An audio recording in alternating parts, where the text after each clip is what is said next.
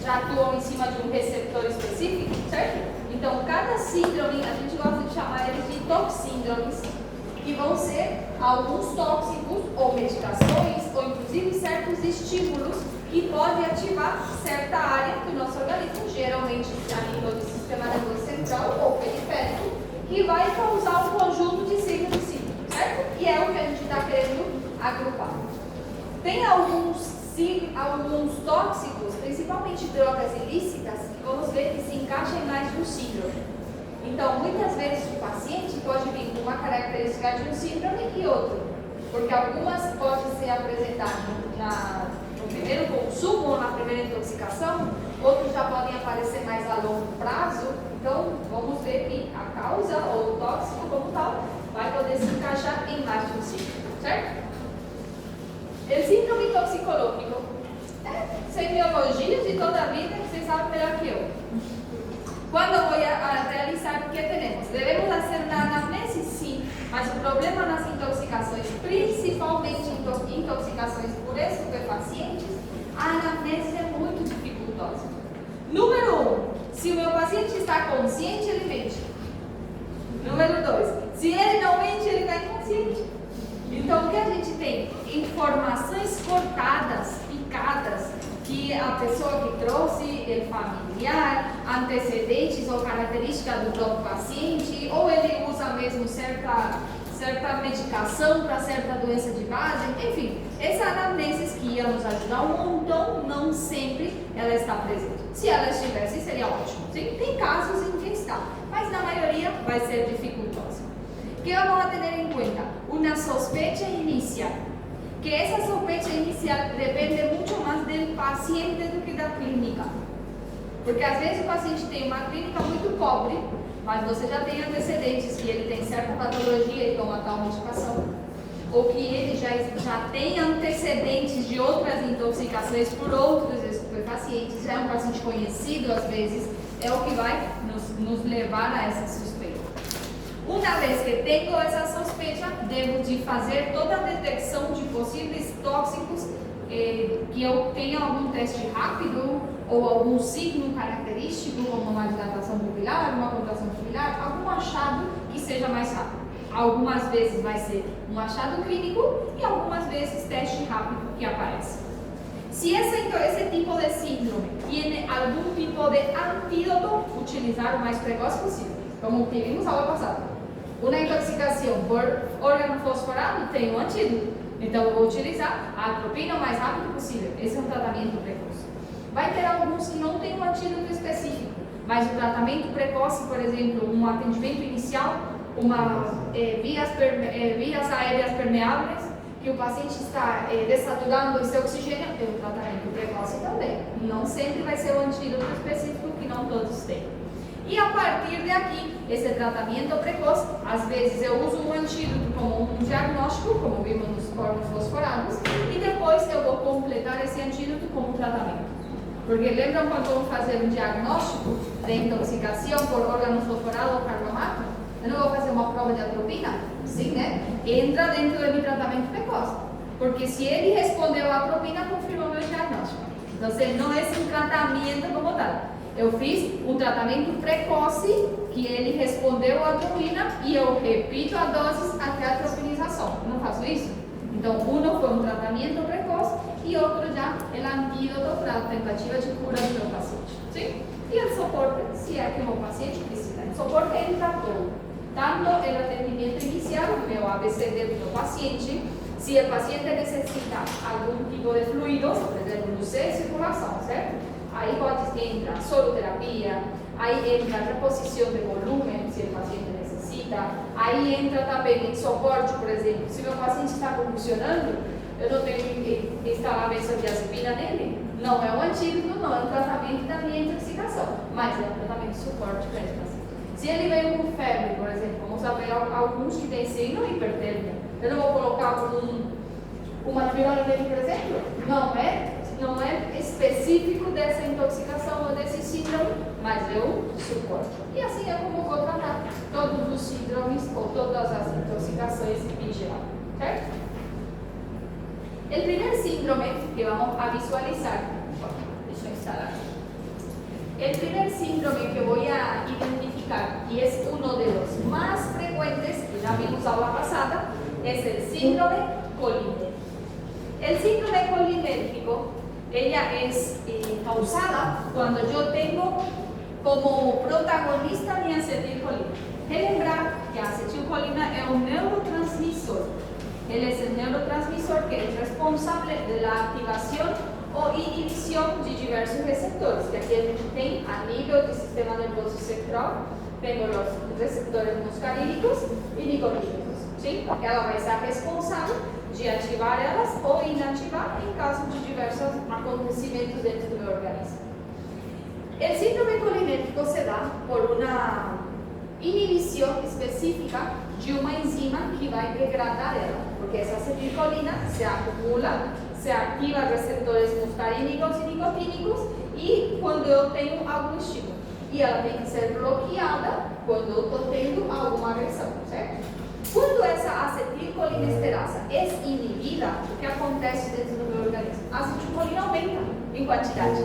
Então, ela vai ativar tanto os meus receptores que eu vou ter sintomas muscarínicos e sintomas nicotínicos.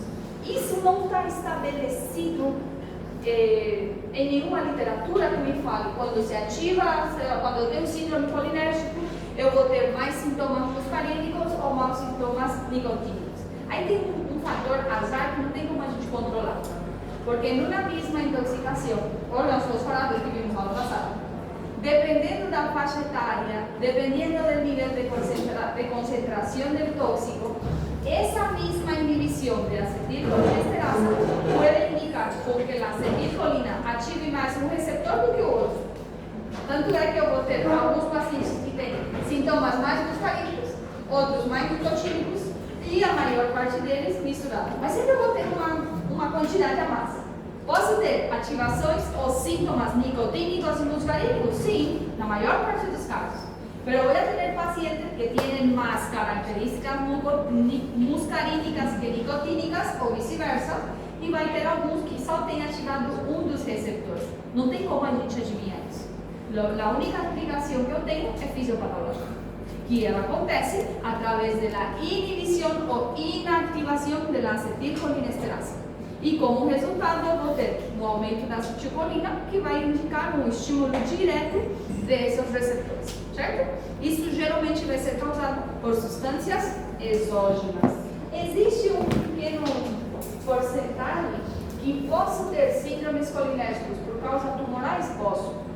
Tumores cerebrais podem causar, mas é mínima. É de 1 a 3% quando o paciente começa a apresentar sintomas colinérgicos sem a causa de substâncias exógenas. Pero dentro dele van a estar solamente as causas tumorais ou calcificações cerebrais, uma menor porcentagem. Então não posso falar que é só por substâncias exógenas, mas sim a maior parte. Certo? Uma vez que eu tenho essa inibição, dentro das causas tem várias. Uma delas, a mais frequente de todas, es la intoxicación de compuestos por organofosforados y carbamatos que ya vimos. Una inhibe de forma reversible y a otra de forma irreversible. Tenho outros, alguns fármacos colinérgicos existem, como por exemplo la pilocarpina, también en el abuso de su uso también puede causar una inhibición de la acetilcolinesterasa. Y tenemos algunas plantas ricas en amantina que ainda é utilizado, que são alguns cogumelos alucinógenos, ¿sí? Derivados, aqui podemos incluir derivados del cannabis, pero el cannabis como tal não é colinérgico, vamos dizer que ele é serotoninérgico e simpaticolinérgico, mas não é colinérgico, ¿sí? Mas tem alguns fungos, alguns tipos de cogumelos alucinógenos, dentro deles a manioca, ¿sí? Caríssimo na América Latina, mas saibam que existe. Dentro de los síntomas, que tú ya sabemos, ¿eh? Eso es recorrente, no hay como. Cuando yo tengo una activación de receptores, debo de saber qué síntomas me pueden causar esos receptores. Unas son más parasimpáticos y otros son más simpáticos. Dentro del síndrome muscarínico o síntomas muscarínicos, una de las más frecuentes es la cialorrea. Puede tener lacrimeo, diaforesis, incontinências urinárias, diarreias. Eu gosto muito de chamar ela de sintomas úmicos, sintomas secos. Ajuda um montão para lembrar. Porque aquí tenemos diaporese, tenemos salivación, tenemos incontinencia urinaria, ¿sí? Lembra un poco, humedad y sequedad, ¿sí? Ayuda. Aqui é característico da miose, sim, mas ele lembra-se que não é um dado imprescindível. Ela pode estar em falta e mesmo assim eu faço o diagnóstico. Tanto é que não é tão frequente a miose, que é mais frequente os sintomas nicotínicos como a midriasis, ¿certo? Dentro de los nicotínicos, ¿qué es lo que me caracteriza? Ese paciente más agitado. Aqui mi paciente já vai estar mais taquicárdico. Aqui tem uma tendência à bradicardia, não é a forma clínica mais frequente, mas se tem afetação de frequência cardíaca, bradicárdico aqui e taquicárdico aqui. Aqui o paciente vai estar mais agitado, em vez de estar hiperreflexivo, ele vai ter abolição desses reflejos por causa desses receptores. ¿Qué voy a tener? No tengo reflejos, pero sí puedo tener mioclonías, movimientos involuntarios, fasciculaciones, porque como ele está inhibido essa acetilcolinesterasa, essa acetilcolina o que faz uma contração. Então essa resposta ao estímulo eu vou perder, mas movimentos involuntários eu vou ter. Com mioclonia, sabe o que é mioclonias, né? Quando o músculo meio que treme, essas são as mioclonias. E as fasciculações, movimento muscular e tendinoso. Mais involuntário, todos. Hiperglicemia es muy frecuente aquí, ¿por qué? Porque cuando hay ese estímulo tan grande de receptores nicotínicos, voy a tener una carga de insulina en sangre disminuida. Então, a glicemia que eu tinha para metabolizar, ser metabolizada pela insulina, se acumula. Mas uma vez que eu faço correção do síndrome, ele desaparece. Ou seja, aqui não precisa administrar insulina, nem hipoglicemia. Sim? Eu trato, eu diminuo esse estímulo do receptor e os sintomas automaticamente desaparecem, certo? Quando eu vou identificar, eu identifiquei qual é a minha enzima que está sendo inibida e identifiquei o efeito dela. Então, para contrarrestar, o que eu posso fazer? Eu posso tirar essa inibição ou ativar um pouco mais o que está inibido. Y entonces voy a tener dos tipos de antídotos. Voy a tener el primer antídoto más utilizado de todos, que é o que vai fazer. Ele vai ser um inibidor competitivo da acetilcolina. Como a colinesterasa ela estava inibida, a acetilcolina ela está ativada, acumulada ela totalmente. Então, a atropina, o que ela faz? Ela compete com essa acetilcolina e automaticamente faz com que o efeito dela diminua, porque esse efeito é competitivo com ela. Então, meus sintomas vão desaparecer. Ele tem um efeito muito mais específico contra os receptores muscarínicos, por isso ela vai ser a de eleição em sintomas muscarínicos. Tiene um pequeno efeito sobre os receptores nicotínicos? Sim, mas ela não é tão específica. Por isso, quando o paciente tem sintomas solamente muscarínicos, a atropina recebe. Não é o mais frequente. O mais frequente é que eu tenho essa combinação. Então, geralmente, depois da atropina, eu vou ter que utilizar as oximas. Sim? A atropina já vimos as dosagens, né? Ela vem em forma de prescrição de miligrama, eu vou utilizar de 0,1 a 0,2 como máximo 0,5. Sim? Esses sintomas, quantos que tem que ter mais ou menos? Não precisa uma quantidade de tem um de cada diagnóstico. Qual não é o mais frequente? O mais frequente é que você tenha predomínio de um em cima do outro. E geralmente é muscarina. A não ser em crianças que eu tenho mais nicotina. Mas não tem um valor. 3 aqui, 2 aqui, não precisa. Como eu vou utilizar essa atropina? Acho que já falamos um pouco, né? Aula passada. Vou utilizar de 0,1 hasta máximo 0,5 por quilo. Vou realizar tanto o uso como prueba de atropina ou como antídoto como tal. Vou realizar mi primera dosis. Si mi paciente tiene signos de mejora, o sea, va desapareciendo síntomas, es lo que llamamos de signo de atropinización. Si tengo respuesta, pero la respuesta fue leve, eu vou repetindo. 2, 3, 4. A quantidade não está estabelecida, não chegaram a um consenso ainda. Tem alguns que respondem com a primeira dose, outros com a segunda, outros com a terceira, outros com a quinta. O que seria um consenso? É realizar a atropina hasta obtener signos de atropinización. Dentro de los signos de atropinización está la midriasis, sim, pero no es imprescindible que ela esteja. Pode ser que a midriasis como atropinização esteja ausente, mas se o meu paciente estava taquicárdico, estava bradicárdico e agora empieza a quedar taquicárdico, esse é um signo de atropinização. Lembram que o paciente estava mais úmido? Estaba más con diaforesis, estaba más con cianorrea.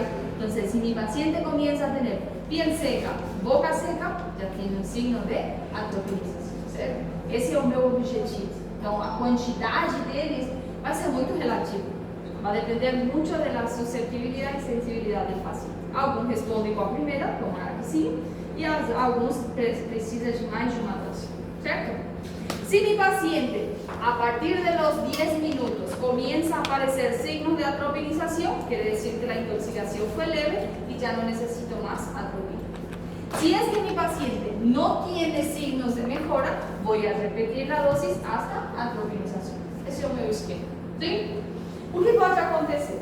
Puede ser que yo fui repitiendo tercera, cuarta, quinta y a minha melhora, ou seja, o signo de atropinización es pequena, vamos supor que o meu paciente só tem frequência cardíaca aumentada, mais de 120, solo isso. Pero ya hice más de una dosis, si la respuesta es muy leve, o mais provável é que o meu paciente tenha mais estímulos nicotínicos. Então você vai precisar, além da atropina, você vai precisar oximas também. Essa informação pode te dar a resposta à atropina ou minha própria clínica. Às vezes meu paciente já vem um pouco mais seco, não tão úmido, não tão muscarínico. Pode ter uno que outro signo muscarínico, mas se meu paciente já vem com taquicardia, já vem com hipertensão, já vem com midriase, o mais provável é que não vai responder tão bem à atropina e ele vai precisar de uma oxima, certo? Nesse caso, ele é recomendado. Quais são as oximas que podem ser utilizadas? La pralidoxina e a onidoxina. A que mais utilizamos na Latinoamérica é a pralidoxina. Além de ser mais fácil de encontrar, mais barato. Então é o que mais vamos encontrar isso. Que mecanismo de ação tem a pralidoxina? Ela é um reactivador da colinesterase. Então ela vai ter um efeito um pouco mais específico nicotínico. Ela tem uma contraindicação. Vai estar contraindicada se meu paciente não tem signos nicotínicos. Não tem sentido eu utilizar, já que ele é um pouco mais específico aos receptores nicotínicos. Esse é seu efeito. Então, se o meu paciente tem somente uma clínica ou sintomatologia muscarínica, esta não tiene sentido. Sim? Não é o mais frequente, obviamente. Pode ser o mais frequente que apareça ambos signos. Se não tem o nicotínico, não uso. Doutora, no caso, se é uma criança, ela pode ser que ela tenha mais os nicotínicos. Eu só dou oxima ou não? Sempre vai ter que utilizar a atropina primeiro. Por quê? Não pode falar nunca. Por quê? Porque existem exceções.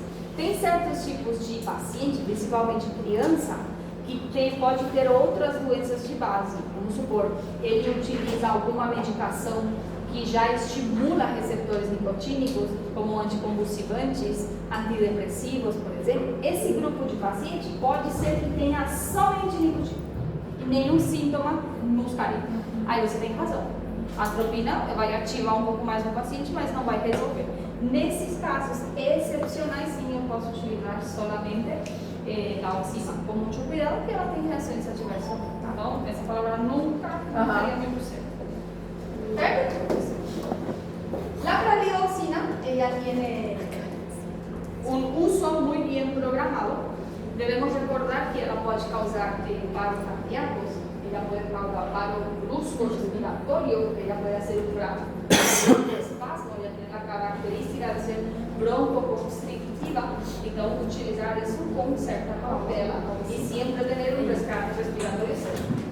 Sempre eu vou ter meu carrinho de paro por perto, e aí na pessoa que sai vai entubar, se eu não sei, já chamo alguém que sabe, pode ser necessário a utilização, principalmente se eu utilizo oxima de pino.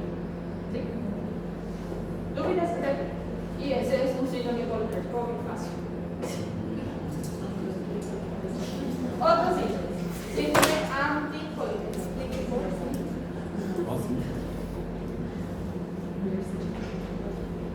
El anticolinérgico, ella tiene una característica.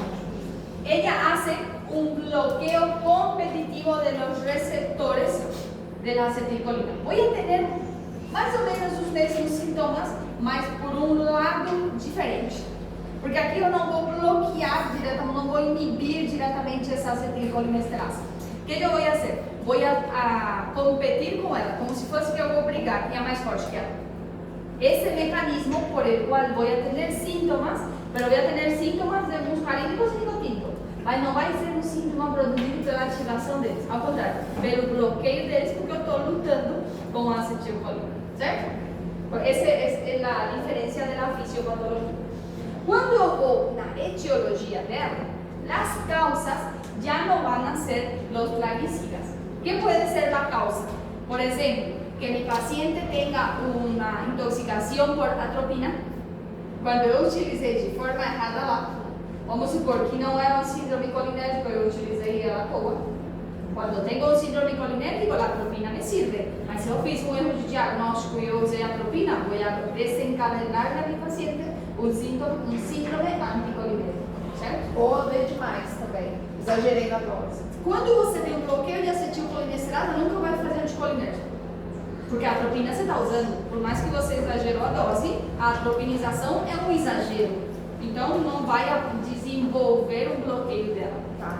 Vai ser sempre no erro do uso. Tá. Na inexistência de um síndrome colinérgico. Certo?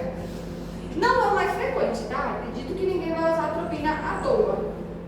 Mas qual vai ser o mais frequente? Em las causadas por outros medicamentos de outras enfermedades como o sueño adecuado. Número 1, más frecuente, antidepresivo tricíclico. El más frecuente de todas, amitriptilina, que se utiliza de forma incontrolada. A amitriptilina é muito boa, não estou falando mal dela, ela é muito boa na função dela, pero ella, por ejemplo, no se debe de utilizar en pacientes que tengan trastorno del sueño. No tiene sentido. ¿Cuándo voy a utilizar? Cuando ese trastorno del sueño fue causado por un síndrome depresivo. Estoy de acuerdo, porque él es un antidepresivo. Él no es un somnífero. Se o paciente tem transtorno do sono, quantas causas do transtorno do sono não pode ser? Vixe, uma prova não pode ser o transtorno do sono? Estou pensando na prova já, e por isso eu vou tomar amitriptilina. Não tem sentido. Então, essa intoxicação que eu digo, que eu passei de uma dose terapêutica ou que eu tomei sem necessidade, essa é a intoxicação, certo? Que me pode desencadenar um síndrome anticolinérgico. Outros que podem ocorrer, os antiparkinsonianos. O antiparkinsoniano é seletivo, sabemos isso, né? Diagnóstico e lleva tratamento. Qual é o problema? Que tem uma dose acumulativa. Inclusive nas doses terapêuticas de longo prazo, o paciente pode desenvolver o síndrome colinérgico. Los antipsicóticos, número 1, fluoxetina. Fluoxetina é um antipsicótico. Ou seja, quando eu vou utilizar? Quando eu tenho psicoses. Vocês já viram um monte de diagnóstico de síndrome ansioso com fluoxetina? Um montão. O Brasil é campeão a nível mundial. A criança tem déficit de atenção. Fluoxetina. Te va a dar una buena sensación, claro, porque mejora la concentración, la psicosis no es un trastorno de realidad. Então ela não vai te dar maior concentração, claro que vai te dar, pero ela tem seu critério de uso. Não estou falando mal dela, ela é muito boa, pero ela é muito buena para quê? Para la psicosis. Tanto el uso exagerado en dosis terapéuticas puede llevar a una intoxicación, como el uso inadecuado, ¿cierto? ¿Tiene un efecto ansiolítico? Tiene un efecto ansiolítico. ¿Tiene un efecto antidepresivo? Claro que sí, porque mejora esa concentración y luego hay un foco. Ese es el síndrome ansioso, cuando eu perco o foco, certo? Tenho 20 focos aqui, me desespero por tudo. Essa é a síndrome ansiosa. La fluoxetina, los antipsicóticos en general te ayudan mucho, certo? ¿Tiene todo ese efecto? Sí. ¿Cuántas pessoas vocês não conhecem que tem essa mistura de doses? Amitriptilina com fluoxetina? Não montão. Esse é um uso inconsciente. Muitas vezes esse primeiro tratamento está bem, mas esse uso prolongado é necessário. Por isso, o anticolinérgico é muito frequente. Certo? O que pode ocorrer? Aqui são os medicamentos já menos causantes, como por exemplo a escopolamina, que são os antiespasmódicos, os relajantes musculares, que hoje em dia temos um montão de combinações. Os relaxantes musculares sozinhos geralmente não fazem esse efeito, mas quando eu tenho uma combinação de relaxantes musculares, quando eu tenho os famosos analgésicos relax, para vai ter um montão. Tem dipirona relax, ibuprofeno relax, diclofenac relax, porque todos são analgésico relajante muscular, analgésico muscular. Muitas vezes o meu objetivo é tirar uma dor de cabeça e eu tomei Dorflex. ¿Viene de diclofenaco? Tem, mas ele não tem relaxante muscular. Entonces, esa combinación es lo que hace que la causa pueda ser relajante muscular. O abuso de aledosis es muy difícil. Y por último tenemos también algunos tipos de plantas medicinales que todavía se utilizan. Una de las más frecuentes es la belladona. Parece muy conocido, ¿no? Es un chat, belladona, no sé qué, es un efecto relajante muscular, solo que es medicina natural. Ainda existe. ¿Dúvidas hasta aquí? Dentro de la sintomatología, aquí dentro, estão vendo as intoxicações que estamos tendo? Nós identificamos, claro que sim. O médico é o que mais se automedica neste mundo mundial, somos os mais intoxicados que existem. Dentro de los síntomas, ¿qué voy a tener? Voy a tener síntomas muscarínicos y nicotínicos, sí, mas eu vou ter sintomas de bloqueo muscarínico y voy a tener síntomas de bloqueo nicotínico. Tenho alguns sintomas que coincidem com a ativação dela? Tem, mas na maior parte dos casos, no síndrome muscarínico ou síntomas muscarínicos, eu não tinha um paciente que está um pouco mais úmido, sim, né? E aqui eu vou ter esse signo um pouco contrário, algumas coincidem. Por exemplo, este paciente, ele não deveria estar bradicárdico? Sim. Então, quando eu tenho um bloqueio muscarínico, além de que o paciente pode estar taquicárdico, ele pode estar tão exagerado que saiu da taquicardia e já é uma arritmia. Porque eu bloqueei esse receptor. Não é um efeito contrário, literalmente. Porque o efeito contrário deveria ser uma taquicardia direta. Não sempre acontece desse jeito. Vou ter um bloqueio desse receptor, que al bloquear o receptor hiperagudiza tanto o sintoma contrário que chega a uma arritmia, antes de uma taquicardia, certo? Aqui mi paciente pode ter rubor facial, que seria um signo de atropinização. A atropina não bloqueia esse receptor, então esse rubor facial já começa a aparecer aqui como bloqueio desse receptor. Outro síntoma que vai me ajudar um montão na hipertermia. Vamos a ver que ella va a ser un signo característico del síndrome colinérgico sin la causa infecciosa, porque como activa a nivel del sistema nervioso central, esa termorregulación debería tener nuestro organismo, no tiene. Y debemos de cuidar porque existe el signo de hipertermia maligna, de que nuestro organismo tolera hasta 41 o 42 grados centígrados. A partir de 44 se conoce como hipertermia maligna, no es como ativo y papila. Bom, então são pequenos signos. Tenho que decorar isso? Sim. Eu decoro. Claro que tem. Pode fazer colinhas saudáveis que eu chamo? Coloca e cruza tudo, só não traz na prova, que aí não vai faltar. Pero assim é la vida. Por quê? Porque eu não tenho que demonstrar meu conhecimento só na prova. Quer dizer que se eu não tenho prova, eu não vou saber se eu sei ou não? Eu tenho que aprender a mirar as provas de uma forma diferente. Aí eu estou deixando de ser aluno e eu sou médico. Uma prova, ela pode te punir, claro que pode, mas não é uma oportunidade de você demonstrar o que você sabe. Eu posso colocar uma cara, nossa, eu não sei nada. A professora vai acabar comigo, você vai sair bem, você não sente bem? Porque é uma oportunidade de você demonstrar o que você sabe. Agora, se você não estudou e você não se preparou, é uma punição. Por algo que eu deveria ter feito e não fiz. Certo? Assim como temos que mirar no exame, e aí não vou sentir essa tortura, esse estresse, e aumento de cortisol, e eu faço o síndrome depressivo e me intoxico com antidepressivo. Eu posso? Olha que fácil, vai ensinar a claro, aí se for um síndrome anticolinérgico. Tá vendo? Como vai ocorrer? O tratamento aqui como vai ser? Mi tratamento eu tenho que utilizar un antagonista de este colinesterasa. Y aquí lo único que voy a, los que voy a tener como antagonistas van a ser la fisoximina, que es lo que conocemos como el antídoto específico del síndrome anticolinérgico. ¿Sí? Ella se utiliza porque ella ayuda a que la acetilcolina no se degrade. Entonces, esa competencia que ela vai ter, a degradação dela vai deixar de bloquear, vai evitar esse bloqueio muscarínico, entonces las arritmias van desapareciendo. esa piel ruborizada, esa hipertermia se va controlando, que ela vai evitar essa degradação do efeito da acetilcolina, certo? Por isso se utiliza como um antídoto. Como eu devo utilizar ela? Aqui eu tenho que ter solamente um cuidado. Donde o paciente é mais importante o suporte dele do que o antídoto.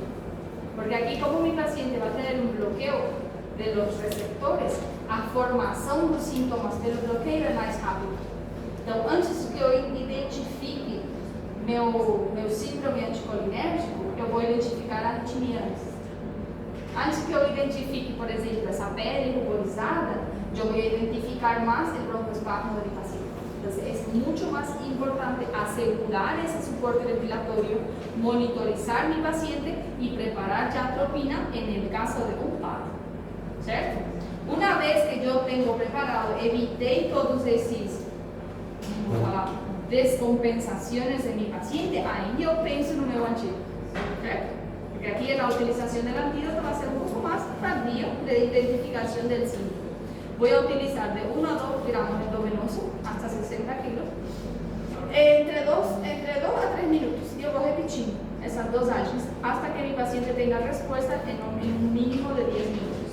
¿Sí? A vida média deste medicamento é muito rápido, com efeito eu vou ver muito rápido. ¿Sí? A vida média dela, tanto em aparecer resultado, aparecer resposta, como a eliminação dela. Então, o abuso dela não é tão grave como uma atropina, por exemplo. Certo? A vida média é entre 15 a 30 minutos, depois já posso disminuir, essa dose se vai eliminando do meu organismo e valorar os efeitos secundários se é que pode ocorrer. Por exemplo, valorar o risco, sobre todo, se existe uma hiperatividade bronquial. Recuerden que a hiperatividade bronquial máxima, por exemplo, eu tenho que controlar a broncohéria, porque isso me pode dar um paro respiratório, vai depender muito mais do paciente. Valorar também a função cardíaca do paciente. Lembre-se que o bloqueio dele não vai causar arritmia.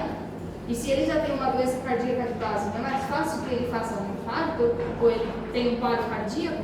Valorar isso em meu paciente. E ver as contraindicações. Uma das contraindicações mais conhecidas é aquele paciente que tem esse intervalo QT prolongado. Então, antes de utilizar ela, eu tenho que identificar isso no meu paciente. Por isso, o suporte é mais importante que a utilização do antídoto em ordem de frequência. Monitorizar meu paciente, visualizar se não tem uma arritmia prévia, porque lembre-se que os efeitos adversos da própria fluoxetina podem causar arritmias e prolongação de tempo, certo? Então, aqui fazemos ao contrário. Aqui pongo mi soporte, monitoreo a mi paciente, veo la ventilación y después voy a valorizar si es recomendable utilizar mi antídoto o no. Certo? Uma pequena inversão só de prioridades que eu vou utilizar. Certo? Como? Fazer o ECG seria o ideal, já você controlar pelo monitor. Seria como uma monitorização. E não esperar o papel instalando. Para você identificar a presença de arritmias como tal e o prolongamento do intervalo tempo. Que seria uma contraindicação, tá? De utilizar o antídoto. Dúvidas aqui? Anticolinérgico, ó, segundo já, que fácil. Ah, eu não achei fácil esse segundo, não. Anticolinérgico é mais difícil, né? Eu acho. Não, outros. Dúvidas até aqui? Outra. Essa é a minha preferida. O síndrome opiáceo. O síndrome opiáceo, ella también va a ser un conjunto de síntomas que yo voy a tener por opiáceos y por opioides. ¿Sabe cuál es la diferencia? Uma natural otra sintética. El efecto va a ser el mismo. ¿Cuál es nuestra dificultad aquí? Su frecuencia, lastimosamente. Porque los opioides, tanto de uso de medicina natural como medicina farmacêutica ou química, como queiram chamar, não se utiliza mais hoje em dia ela sozinha. O uso dela está sendo combinado cada vez mais, então meu paciente vai ser mais suscetível a essa intoxicação. Por exemplo, os opioides têm dois tipos de efeitos. Tienen efeito analgésico e tiene efeito sedativo, certo? Então, essa combinação de um analgésico com um opioide tem um efeito sinérgico tão grande que dá um resultado muito bom para o paciente. Em dores intensos, por exemplo, um paracetamol sozinho, quem sabe não tire tanto uma dor aguda, uma dor de moderada, a intensa já não vai tirar. Agora, se você misturar com uma codeína, ele já não é um opioide.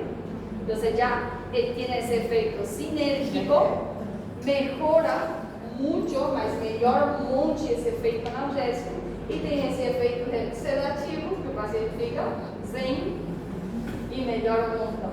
Mas essa combinação é muito boa sintomatologicamente.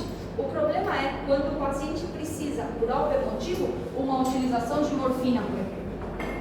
Como o paciente já tem essa adaptação ao uso por outras causas, de uso mais repetitivo às vezes, o organismo também ganha certa tolerância. Então, aquele que ia responder uma ampola, por exemplo, como ele já está com um umbral de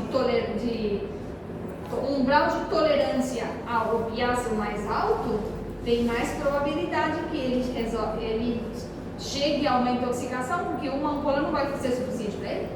Ele vai precisar 3, 4 para uma resposta de um paciente que nunca teve contato com um opioide, certo? Essa é uma das causas.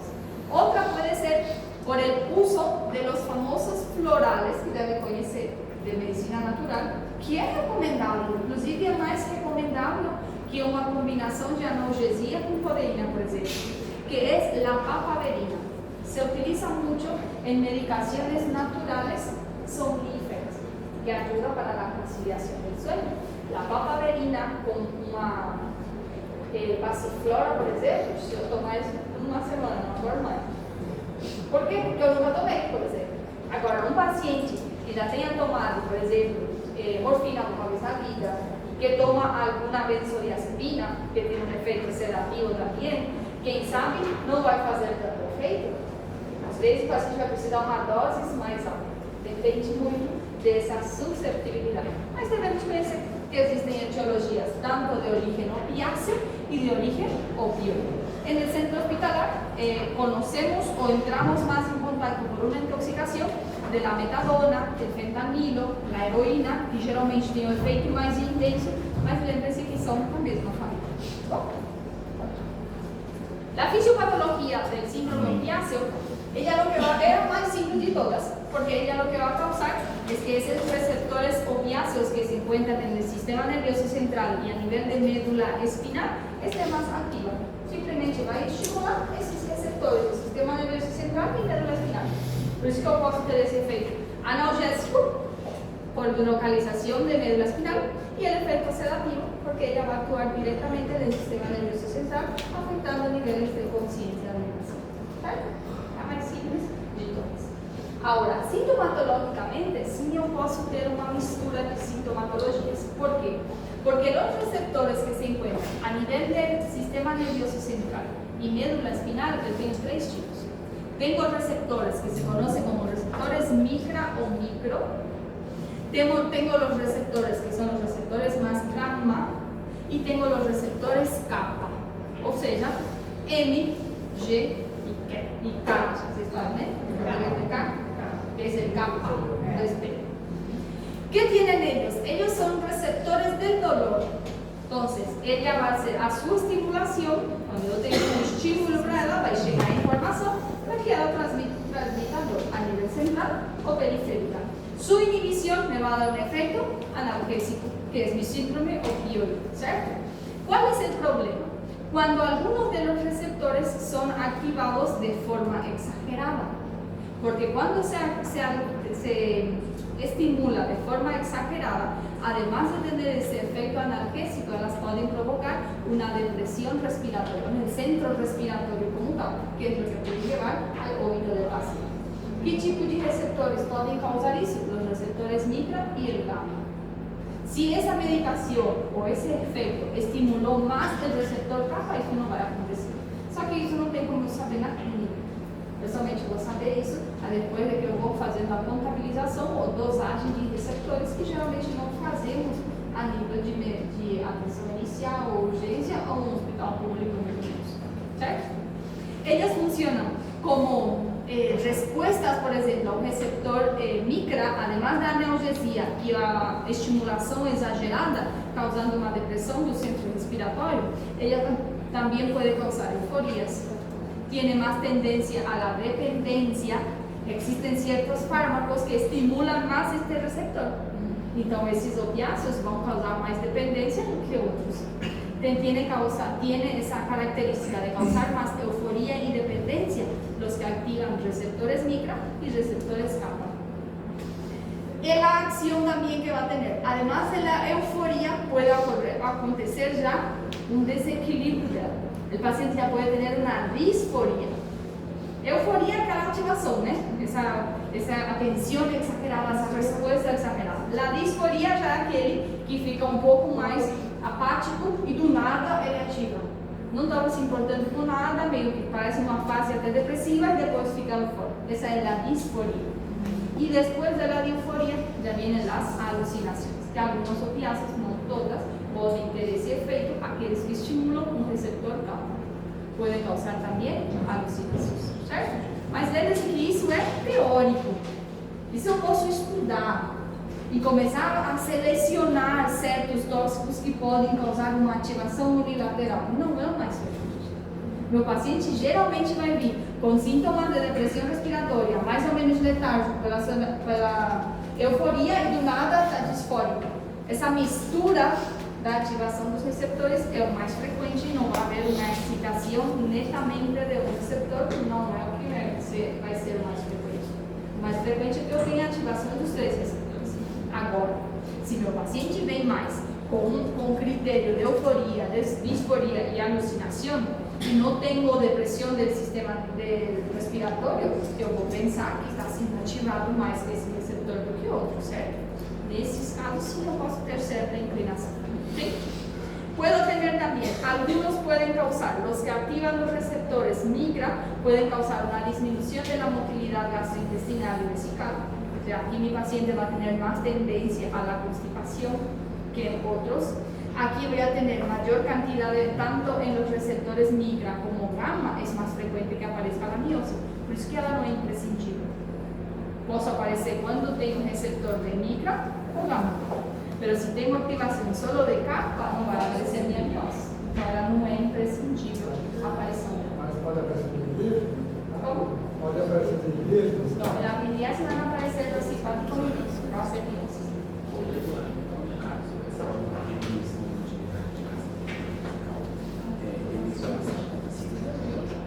Claro.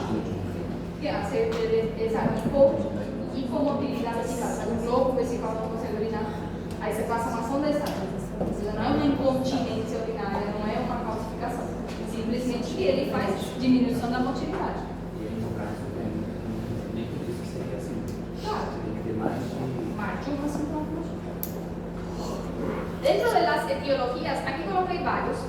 Algunos son agonistas, otros son más agonistas que otros, y tenemos una que es la antagonista.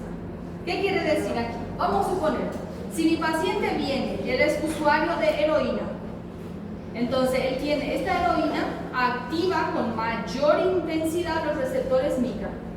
Entonces aquí mi paciente va a tener ese efecto un poco más analgésico, puede tener depresión respiratoria, mas aquí, por ejemplo, no va a acontecer alucinaciones. Porque las alucinaciones acontecen cuando yo tengo una activación de mis receptores kappa. Entonces, los que activan receptores kappa tienen más probabilidad de ser alucinógenas o disfóricas. Dentro de ellas, morfina, la metadona, la pentazocina, certo? Então, aqui eu posso ir selecionando medicações ou substâncias que podem causar mais certas sintomatologias do que outras. E tenho só uma que funciona como antagonista de todos estes receptores, que vai ser mi naloxona. Por isso eu utilizo como antídoto, porque vai contrarrestar essa inibição e, por ende, a minha sintomatologia. Sim?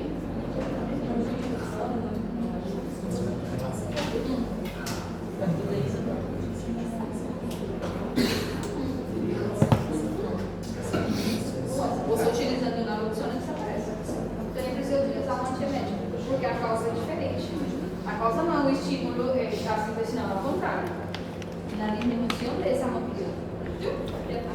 Legal.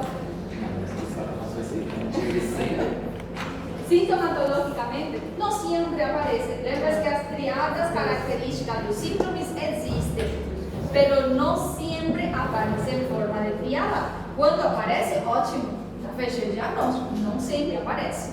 Às vezes aparece um monte de sintomatologia característico dela, mas falta, por exemplo, a mioses.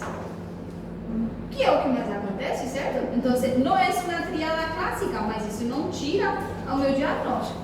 Simplesmente que é um diagnóstico sem triada clássica, certo? Existem as triadas clássicas, tomara que todos os pacientes façam, a gente não é. El síndrome opioide tiene una triada clásica que es la miosis, disminución de conciencia y depresión del sistema respiratorio. Esta disminución de conciencia, por más leve, ya fácil valer. Disminución de conciencia, lembram quando a gente viu? Vocês viram o currículo, né? Vocês foram as turmas que foram afetadas de semiologia? Sim. Dentro de los niveles de conciencia, tenemos el nivel de conciencia alerta, que é aquele paciente que responde bem normal, mas ele responde. Depois temos o paciente somnoliento, que ele está em estado de somnoliento, mas responde ao estímulo de voz. Já é um deterioro de nível de consciência. Depois do somnoliento, já tenho o paciente obnubilado, ou letárgico, como chama. Obnubilado, ele já não responde ao estímulo de voz, ele responde ao estímulo de toque, não de dolor, toque, o estímulo táctil. El que responde solamente a estímulo doloroso es el estupor, certo? E depois já vem o estado de coma. Qualquer uma das alterações de consciência está valendo aqui. E não solamente haciendo escala de Glasgow, não hace falta. Deterioro del nivel de conciencia, independientemente si está orientado o desorientado, ya puedo incluirla como mi triada clásica, certo? E essa depressão de respiratorio también. Não é aquele paciente que precisa ser intubado, não necesariamente. Paciente que tiene una saturación baja o tiene una arritmia respiratoria, una respiración de Shinstow, un Kushmaul, ya se incluye dentro de depresión respiratoria, entonces no puedo fechar a mi triada. Dentro de las sintomatologías, existen varias, donde voy a tener. Isso não é para demorata, é só para a gente ir raciocinando um pouco e entender por que e que estimulação está ocorrendo para que aconteça certa sintomatologia, certo? Porque eu tenho que aprender são as sintomatologias, essa sim, para eu identificar no meu paciente. Quando mi paciente tem uma miosis, vai ocorrer quando eu tenho uma estimulação do núcleo do terceiro par. Se isso não acontecer, eu não vou ter a minha miosis, certo? Entonces, el tratamiento directo para la miosis no existe. Então, um tratamento específico para essa manifestação eu não tenho. Pode ser que ela esteja, se ela está, forma parte da minha triada clássica. Se ela não está, eu posso fazer diagnóstico igual. Otro síntoma que es muy importante del coma es cuando yo tengo un agonista específico, o sea, intenso de los receptores opioides. Aquí sí yo preciso hacer tratamiento. Debo de actuar encima de este signo, de colocarme un antídoto para que en este paciente pare esta estimulación agonista dos receptores, o paciente para sair de um coma. Aí sim eu já tenho um tratamento específico que eu vou utilizar o meu antídoto. Depressão do sistema respiratório, eu tenho que actuar também. Ela vai acontecer quando eu tenho uma estimulação direta na médula ou tronco cerebral, que vai causar essa depressão do sistema respiratório. Aqui eu vou atuar utilizando diretamente meu antídoto, mas também meu suporte ventilatório é muito importante, certo? Então, nesse ciclo eu atuo em cima dela diretamente. Bradicardias, ella ocurre quando eu tenho uma diminuição desse tono simpático e aumento do parasimpático. Utilizando meu antídoto, ela desaparece, então eu atuo em cima dela direto também. A hipotensión arterial, eso ocurre por una vasodilatación periférica y por hernia ambiental puede ocurrir también y yo voy a actuar directamente encima de ella, depende de la causa. La hipotensión se puede tratar, si es por una intoxicación, mi antídoto, mas puede ser también por falta de irrigación a mi paciente, entonces le puedo tratar con un suero terapia. A junção dela seria ideal, só tem que valorar se meu paciente não é cardiopata. Se meu paciente é cardiopata, soroterapia não está indicada, certo? E a neurologia tem alguma contraindicação? Não, só uso rápido, né? Como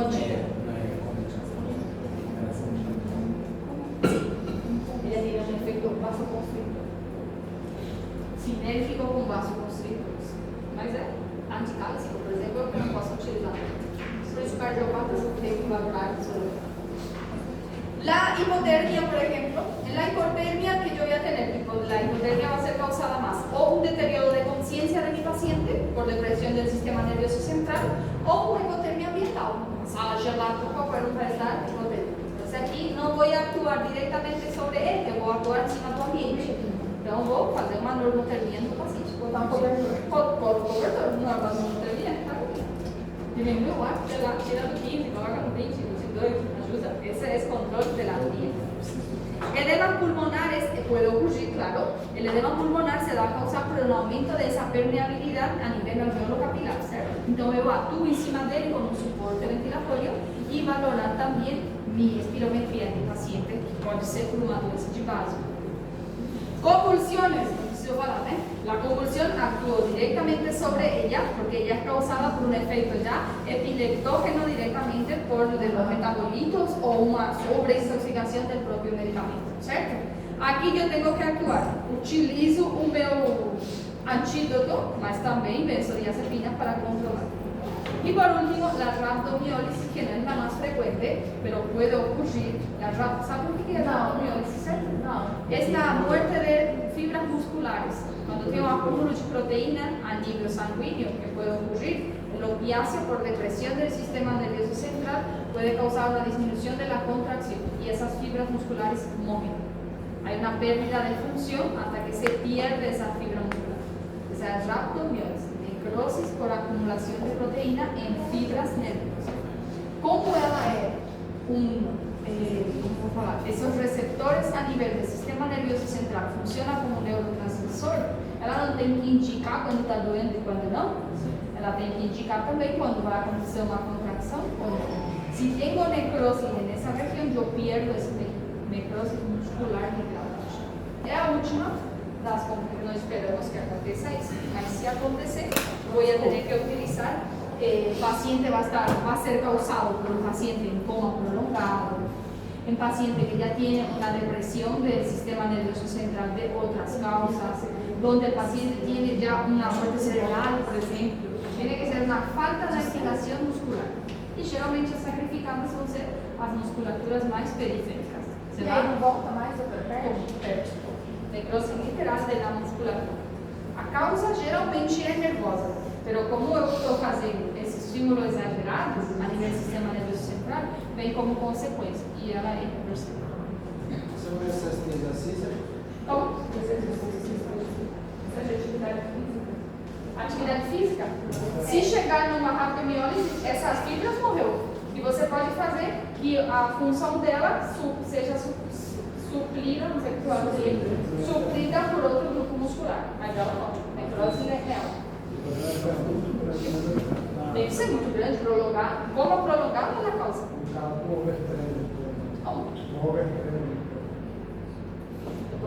Ajuda, né? Nessa rápido, Overtraining. Estado de mal elétrico, faz espanhol ou português. Desculpa aí.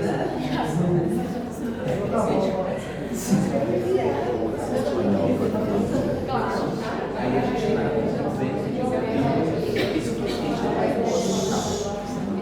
Dá uma causa de translação pior. não fazer uma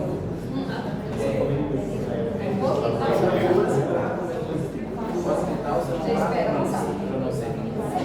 Esse quarto, você vai tratar a produção quando tem emoção.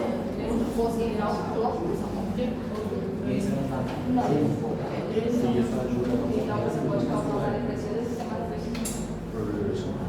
Não pode acontecer. Como você tem psicólogo, será? Toxicologia é muito bom. Na Latinoamérica tem área só. Acho que no Brasil vai ter mais. Certo? Tratamento, então, aqui vai ser o herói do caso, naloxona. Como se utiliza a naloxona? A naloxona vamos utilizar por ampollas e ela é um antídoto seletivo. Como é um antagonista, vai depender de sua repetição por la cantidad de síntomas. ¿Okay? Entonces se utilizan las mismas cantidades de antídoto independente da superfície corporal do paciente, porque eu não estou tratando o paciente, Eu estou tratando o efeito do tóxico, estou haciendo un antagonismo. Entonces, la respuesta adversa va a ser la mejora del paciente, certo? Então, aqui, a dose no alcohol. E vou repetindo até que aconteça esse efeito antagonista. Opioide é uma doutora. Dúvidas com opioide? Trabalhei, pronto. 5 minutinhos. Não, precisa terminar. Só para fazer o xixi. Falta dois e aí você. Porque eu tenho reunião 5 horas. Então, tem que esperar um pouquinho. Vamos ouvir gritando só um pouco mais. Falta lo más. Serotoninérgico. El serotoninérgico es cada vez más frecuente, lamentablemente, porque la intoxicación por estupefacientes está apareciendo en una alta creciendo de 20 a 30% a nivel anual y cada vez más intenso en la población joven, más también en la población de tercera edad. Por eso que ese porcentaje está creciendo cada vez más ainda a nivel fronterizo. Isso é uma informação epidemiológica que não tem nada a ver com tóxico, mas para que saibam que esse síndrome vai ocorrer mais de uma vez. Ella es causada por diversas fisiopatologías. Puede ocurrir, se actúa directamente encima de la serotonina, mas não somente aumentando a síntese dela. Puede ser causada por medicaciones o estupefacientes que causen un aumento de la síntesis, voy a tener un síndrome serotoninérgico. Puede ser causado por un aumento de la liberación, porque ela puede existir, mas ela puede estar inhibida, ¿sí? Entonces, su liberación también me puede causar. Puede ser causado su recaptación y también la degradación de la serotonina. Diversos mecanismos, no todos los medicamentos o no todas as estupefacientes podem ter a mesma fisiopatologia, certo? Dentro de mis etiologías tengo varias. Tengo, por ejemplo, los inhibidores de destrucción de serotonina, que son los monoaminooxidasas, que son los famosos IMAO, que es un antidepresivo también. Ella tiene como efecto esa inhibición de la degradación de la serotonina, y cada vez va a acumular igual. Los inhibidores de la monoaminooxidasa y la cocaína es el responsable de esa fisiopatología. Cuando hablamos de los recaptadores de serotonina tenemos las anfetaminas, la cocaína puede recaptar serotonina también y dentro de ellos los antidepresivos tricíclicos también y el analgésico opioide que es el tramadol también tiene esa característica de recaptar serotonina, então a utilização exagerada dela pode ligar tanto o síndrome opioide como um síndrome serotoninérgico también. Los agonistas serotoninérgicos directo, aquí ya tenemos una, las finales que conocen, que es la metoclopramida, que se utiliza como antiemético, inclusive un montón.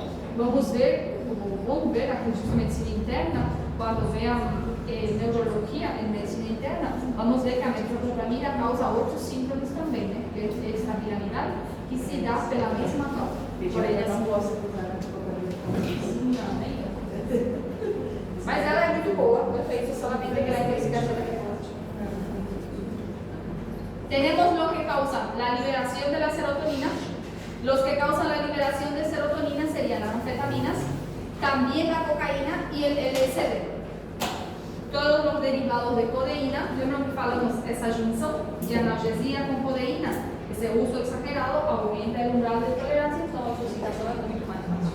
O fato de que eu tolere certas medicações não quer dizer que eu não possa me intoxicar.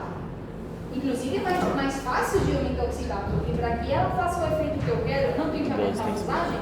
Claro, então o nível de intoxicação é muito mais fácil. Sim? Quer dizer, para mim não faz nada, eu tomei, sei lá, 3 paracetamol com codeína e não tirou minha dor. Então você tem mais risco de intoxicação, porque o seu umbral de tolerância a esse dolor ou a essa adaptação do medicamento é mais alto. Então eu preciso te intoxicar para que você tenha o efeito da medicação. Certo? E por último temos aquelas associações medicamentosas que já falamos, que puede causar un síndrome opioide. Lembrese, del síndrome opioide dijimos que los antipsicóticos podrían causar. Aquí, cuando yo tengo esa unión que acontece un montón, cuando tengo esa mezcla de un IMAL, por ejemplo, con fluoxetina, o con otra, con la rifampicina, por ejemplo, o con otro opioide que puede ser una codeína o el bisonil, es lo que me va a causar esa combinación de medicamentos y aumenta la dosis terapêutica, también yo puedo desenvolver un síndrome serotonínico, certo? Como pueden ver, as causas não é muito mais frequente que o opioide. É muito mais fácil eu encontrar um paciente serotoninérgico que o paciente opioide. Porque además que o opioide é um pouco mais controlado, os antidepresivos é um pouco mais asequible. Anfetaminas, cocaína não são drogas ilegais. É muito mais fácil adquirir uma droga ilegal do que uma droga legal. Aqui não, aqui inclusive é mais fácil, porque não tem esse controle. No Brasil vocês têm receitas, né? Acho que ninguém pode, não todos os médicos podem dar uma tarja preta, certo? Então, tem um pouco mais de controle, mas mesmo assim existe. Aplica o melhor. Não precisa, eu não preciso nem uma folha. Posso pegar o papel sulfite e colocar. Edmilson Isso no Brasil Francês. fica mais. E me van a vender na farmácia. Essa falta de controle aumenta cada vez mais. Isso é muito errado. Não precisa nem de receita de médico. Ele não estamos cuidando das nossas médicas. Ele está exposto. Chega na farmácia, pega. Se está controlado, não estou controlando o meu paciente e meu profissional também. Algum vai fazer besteira. Y dentro de la sintomatología tenemos nuestra triada clássica também. Não é preciso que apareça uma triada clássica para que eu faça diagnóstico, é verdade. Mas quando ela aparece, facilita o meu diagnóstico. Tenemos la triada clásica serotoninérgica, que es la hiperactividad autonómica. Dentro de la hiperactividad autonómica puedo tener hipertensión, puedo tener hipertermia, puedo tener, si aparece, por exemplo, uma hipertensão e depois uma hipotensão, é um signo de má pronóstico. Mas isso também é uma hiperactividade autonómica. La disminución del nivel de conciencia, principalmente ese cambio del nivel de conciencia es un síntoma de mau pronóstico. Porque disminución del nivel de conciencia não é uma sonolência? Sim, né? Mas se meu paciente estava alerta e do nada ficou sonolento, esse nível de consciência me dá, esse cambio brusco de nível de consciência é um signo de mau pronóstico, certo? E aqui, nessa diminuição do nível de consciência, posso colocar sonolento, letárgico, estuporoso, mas também entram os transtornos de realidade. As psicoses também posso incluir ela aí. Paciente que tem alucinações, por exemplo, de diminuição do nível de consciência, posso colocar já como uma triada clássica. Bom? E as anormalidades neuromusculares todas. Tremores, fasciculações, convulsões, os movimentos tônicos, clônicos, paralisias, todas elas entram aqui em anormalidades neuromusculares, tá bom? É mais fácil de achar a triada assim, muito mais frequente que a opioide, porque dentro dos síntomas são mais assim. E temos outros síntomas que podem ocorrer, que são as alterações digestivas. Dentro das alterações digestivas se pode ir de uma constipação a uma diarreia, de uma boca seca a uma cialgia, como também vômitos repetitivos com dolor abdominal. Não são específicos, mas pode estar presente numa serotoninérgica. Tá bom? En el tratamiento, no tenemos un tratamiento específico como tal. Geralmente o tratamento aqui é retirar o agente causal. O paciente tuvo uma intoxicação, por exemplo, que ele é narcodependente de cocaína. Retira a cocaína e desaparecem dos? Sim. Eu vou tratar outras coisas depois, como um síndrome de abstinência, é verdade. Mas na intoxicação, nas primeiras 24 horas de retirar o agente causal, geralmente o meu paciente já responde. Sim? Además de eso, debo hacer tratamiento de soporte. Y ya sabemos. Si tiene agitación, debo hacer benzodiazepinas. Evitar aloperidol, porque el aloperidol lo que es un anticolinérgico, causa un efecto anticolinérgico. Tá? Não é tão utilizado mais a nível de clínica, é a utilização mais psiquiátrica como tal, mas não tratar a agitação com aloperidol. Utilizar mais benzodiazepina. Diazepam, midazolam, que seria o gelis. Tratar la hipertensión, si es que aparece, de elección nitroprusiato, ya que ele tem um efeito um pouco mais rápido, menos atrasórios. E las taquicardias, tratar com beta-bloqueadores. A mais utilizada é esmolol, mas pode ser a que você tenha, propanolol, atenolol, tá bom? Esmolol seria o efeito mais rápido. Retirar, administrar antagonista a este paciente, sim. Quando eu utilizar um antagonista? Da ciclotarina, que é o que utilizamos como antagonista, né? Não é imprescindível o uso dela. Porque muitas vezes o paciente responde retirando a dose. Quando puede ocurrir urgir que mi paciente necesite un antídoto específico más rápido, cuando yo no tengo tiempo de esperar 24 horas. Cuando mi paciente, por ejemplo, ya tiene una depresión del sistema nervioso central, que ele está com uma broncorreia muito rápido, que ele está convulsionando, já coloquei 2, 3 vezes de acetona, está entrando nessa convulsão repetitiva, não tenho tempo de esperar isso, então eu posso utilizar um antídoto. Por isso ele não é imprescindível, tá bom? Que antídoto eu vou utilizar? Isiproptalina, que é um antagonista do HT ou antagonista da L-tálima, que vai fazer o efeito adverso del aumento de la serotonina, ya compete con la serotonina.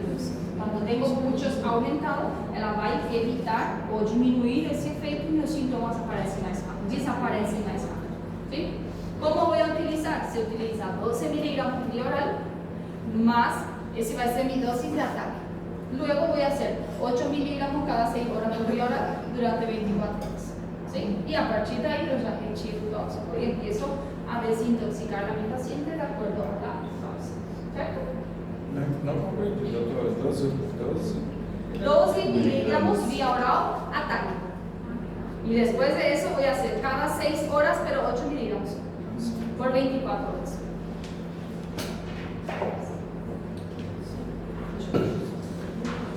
¿Dúvidas hasta aquí?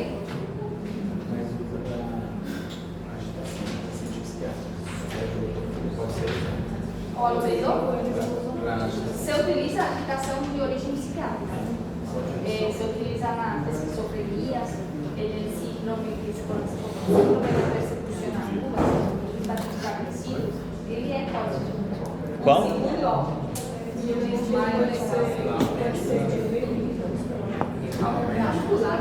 Você encontra. Pode falar para o pessoal que é porque el haloperidol ele actúa directamente en las causas psiquiátricas. Tem que ser uma instalação crônica. Mas como que vai saber se o paciente psiquiátrico? Porque você vai ter um antecedente, você tem que identificar primeiro o paciente intoxicado. Quer dizer que se você identificou que ele está intoxicado, ou você teve um dado de anamneses, ou você teve alguma informação de antecedente do paciente, você tem que descartar essas causas psiquiátricas. Mas, inclusive, nas causas psiquiátricas, por você errou e não diagnosticou uma esquizofrenia, o que pode acontecer? Um esquizofrênico pode estar cocaína no peito, então aí a benzodiazepina não faz mal. Então, na suspeita de intoxicação, você não usa o peridol. Só quando você descarta uma esquizofrenia. O que pode acontecer? Tá? O paciente é esquizofrenia, não sempre aquele paciente psicótico que a gente vê nos filmes que imagina uma pessoa do lado. Não sempre é assim. Às vezes é um paciente que leva tratamento e tem uma vida social, tem uma qualidade de vida boa.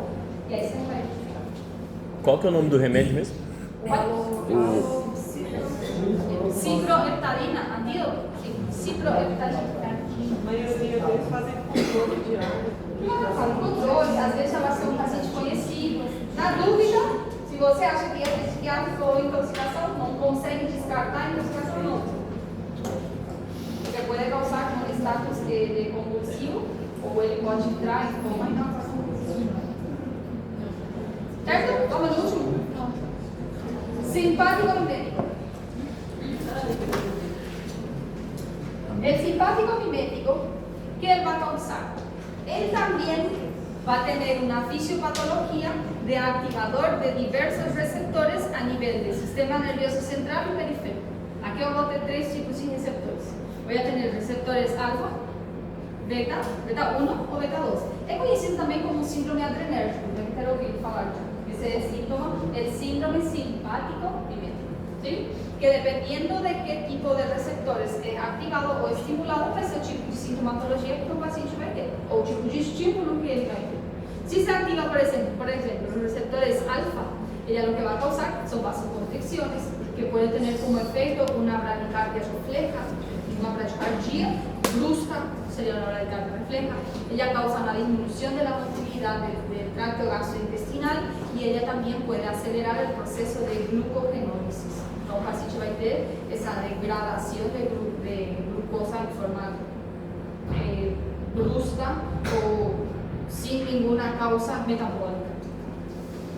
Estimulaciones de los receptores beta depende. Si es beta 1 va a causar vasodilatación, va a aumentar esa contractilidad cardíaca y favorece la lipólisis y la lipogénesis también. Ya el beta 2 lo que ella va a favorecer es la broncodilatación, no tanto el efecto más cardíaco. ¿Okay? Mas lembre-se que eres el mismo receptor en el mismo nivel, entonces tanto la glucogenólisis como la lipólisis van a estar afectadas a nivel nivel. ¿Okay? Cuando me voy a la etiología, aquí vamos a ver que se repeten muchas causas, como por ejemplo el abuso de drogas. Aquí repetimos nuestro serotoninérgico, porque él también va a causar el estímulo de estos receptores, entonces yo puedo tener a mistura de sintomatología fácilmente. Un paciente que tiene la característica de ser usuario de drogas, o abuso o la sobredosis es tan simple, tan fácil que eso aconteça. Meu paciente vai vir com critério de serotoninérgico y simpático mimético fácilmente, ¿cierto? Una de las primeras causas va a ser abuso de drogas, cocaína, anfetamina, metanfetamina y la combinación. Cuando nos encaixamos aquí dentro también, la cafeína, la combinación con los estimulantes a base de taurina, los energéticos. Essa combinação que hace. Mas a taurina não é estimulante. Como? A taurina não é estimulante. Ela é usada até para tratamento de sono. Claro que é tratamento, mas ele não causa um estímulo dos receptores alfa, beta 1 e beta 2. Ah, tá. Então ele pode causar também um síndrome simpático mimético taurino. Usa até para concentração. Principalmente essa combinação. É a Depende combinação com a muito mais cafeína. do paciente do que da combinação. Sério? Porque tem alguns pacientes, aí temos um grau, é aquele que nunca tomou, é aquele que toma todos os dias um pouco, tem um grau de tolerância um pouco maior. Funciona um pouco como um álcool. Eu se tomo uma latinha de cerveja, vixe, duas já estou com ressaca. Agora, aquele paciente que vai tomando pequenas quantidades, não estou falando que é um tolera, mas que ele tolera mais, economiquíssima, não vou beber tomando cerveja nunca na boca, vou ficar curando. Então, essa tolerância del braço, você vai beber cerveja zero álcool. Não, doutor, mas você chamar para ir lá para Eu levo a minha zero álcool. Um fralda às vezes é 300 mil. Nossa, não, mas e estas combinações não é tão fácil de chegar a apresentar sintomas físicos, porque quando nosso nível de concentração vai estar diminuído quanto mais cansado a gente está. Não adianta querer favorecer essa concentração, querer aprender, querer estudar se eu estou cansado. E o cansaço não é somente físico. Às vezes o cansaço físico até que ajuda, porque você tem um descanso mental. Esse estresse, essa cansaço, essa preocupação, nossa, tem uma prova, tenho duas, tenho três, por mais que seja fácil, eu estou me cansando de forma psíquica, e não somente nível laboral, nível emocional, né? Tenta estudar depois de ganhar não vai, porque eu não tenho um estresse psíquico, você está acabando de verdade.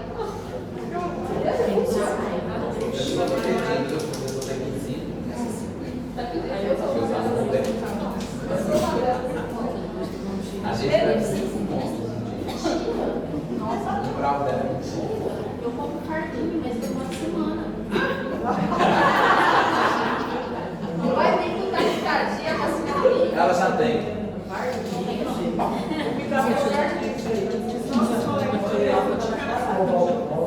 Doreção, às vezes vai Dentro de los fármacos, existen algunos que son menos utilizados, como a teofilina, antigamente era muito utilizada. Hoje em dia ela está saindo de linha por esse mesmo efeito adverso e simpático mimético, porque ele é um alfa-adrenérgico com muitas reações diversas. Causa essa palpitação tão intensa que pode levar até uma arritmia no paciente que previamente não tinha. Ele se utilizava antigamente como vasodilatador, como broncodilatador, era utilizado em insuficiência cardíaca e na asma. E respondia muito, vocês não estão sabendo, 10 anos atrás, quando eu estava estudando, eu usava isso aqui. Você também? Não, tinha 10 anos. Eu usava e falava que tinha 10 anos. Eu não coração, mas a gente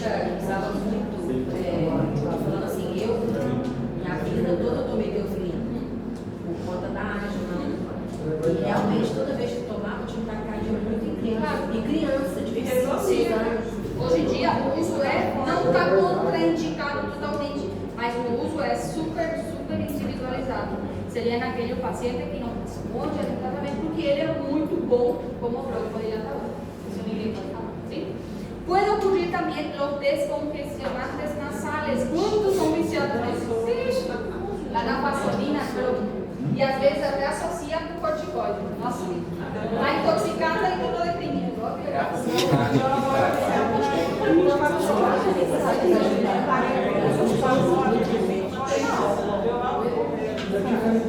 Nossa, eu conheço muita gente.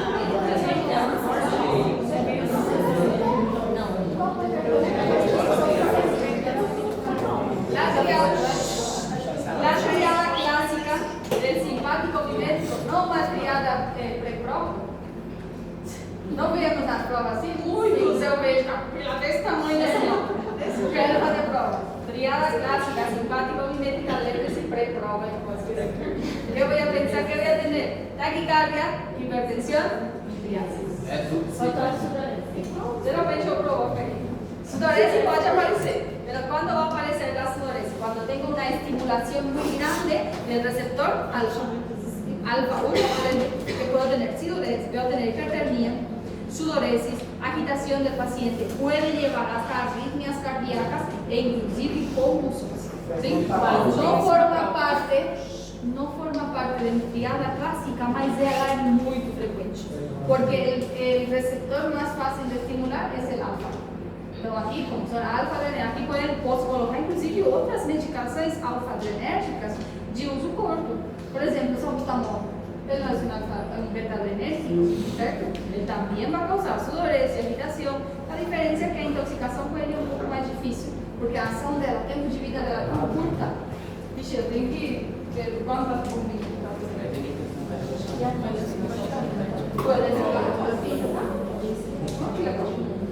Tratamiento de este paciente sintomático, fácil de controlar. No tenemos un antídoto específico, simplemente voy controlando. El paciente está muy hiperactivo, está agitado, benzodiazepinas. Y en este paciente es muy importante no administrar antiarrítmicos como beta bloqueadores o antagonistas de calcio. Recuérdense que la activación agonista puede llevar a arritmias. Y beta bloqueadores contraindicados en ciertas arritmias que puede dar un paro cardíaco, ¿cierto? Então, tomar cuidado para não querer controlar, por exemplo, essa taquicardia que o paciente vai ter, ou quero controlar minha hipertensão e vou bloquear o paciente.